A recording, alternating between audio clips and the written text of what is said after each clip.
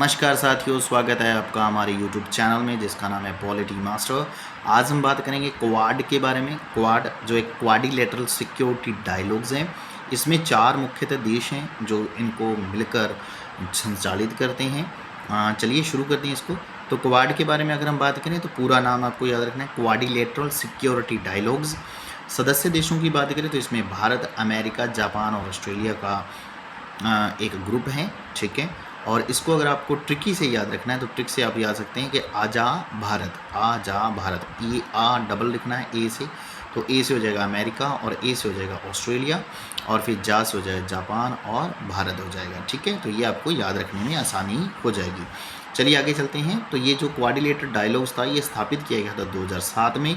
उद्देश्य क्या रखा गया? तो उद्देश्य था हिंद प्रशांत क्षेत्र में शांति सुरक्षा बनाए रखना, स्थिरता बनाए रखना और मुक्त व्यवहार को बढ़ावा देना, यानी FTA को बढ़ावा देना। किसमें FTA? अमेरिका, ऑस्ट्रेलिया, जापान और भारत के मध्य स्थिरता लाई जाए, सुरक्षा हो और साथ साथ मुक्त व्यवहार को बढ़ावा दिया जाए।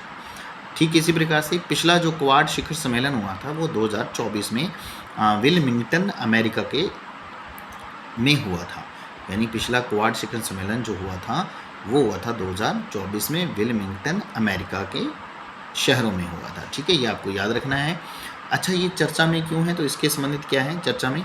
हाल ही में विदेश मंत्रियों की एक बैठक होती है 2026 में नई दिल्ली के हैदराबाद हाउस में, इसीलिए ये ज़्यादा चर्चा में है। तो इससे संबंधित आपको इसे थोड़ा सा ध्यान में रखना है भी क्वाड क्या है और ये क्यों चर्चा में रहा है, क्योंकि विदेश मंत्रियों का एक बैठक नई दिल्ली के हैदराबाद हाउस में होती है, इसलिए ये चर्चा में है। चलिए आगे चलते हैं, इसके बारे में और भी अच्छे से डिटेल से पढ़ते हैं।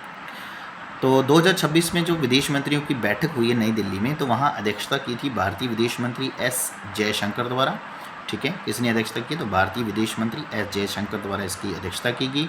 सम्मिलित विदेश मंत्री की बात करें तो भारत से तो हमें पता चले गया अध्यक्षता कर रहे हैं भारत के डॉक्टर एस जयशंकर जी, और अमेरिका से आए थे मार्को रूबियो, ये भी विदेश मंत्री थे।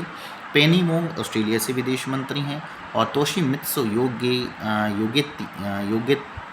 योतेगी ये जापान से हैं, ठीक है। थोड़ा सा जापानी लैंग्वेज है, तो तोशिमित्सु योतेगी ये जापान से थी।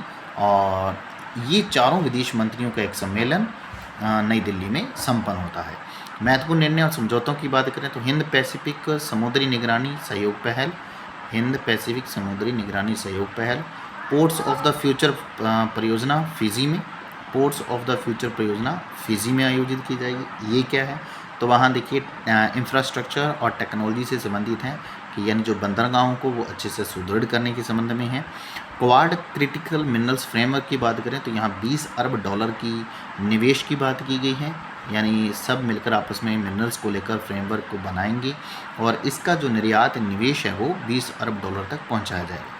मजबूत ऊर्जा सप्लाई चेन, यानी कि जो ईंधन से संबंधित समस्याएं आज वर्तमान में हमें दिखाई दे रही हैं मध्य एशिया पूर्व के मध्य में, तो उनको सप्लाई चेन के माध्यम से बनाया, यानी चीन की निर्भरता को कम करने के लिए बनाया गया है।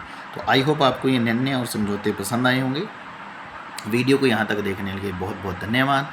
अगर आपको ये वीडियो हमारी पसंद आ रही हैं तो चैनल को सब्सक्राइब करें, साझा करें और दोस्तों के साथ ज़रूर शेयर करें और कमेंट बॉक्स में ज़रूर बताएं कि इसको और अच्छे से कैसे बनाया जा सकता है। तब तक के लिए मिलते हैं अगली वीडियो में। धन्यवाद। जय हिंद, जय भारत।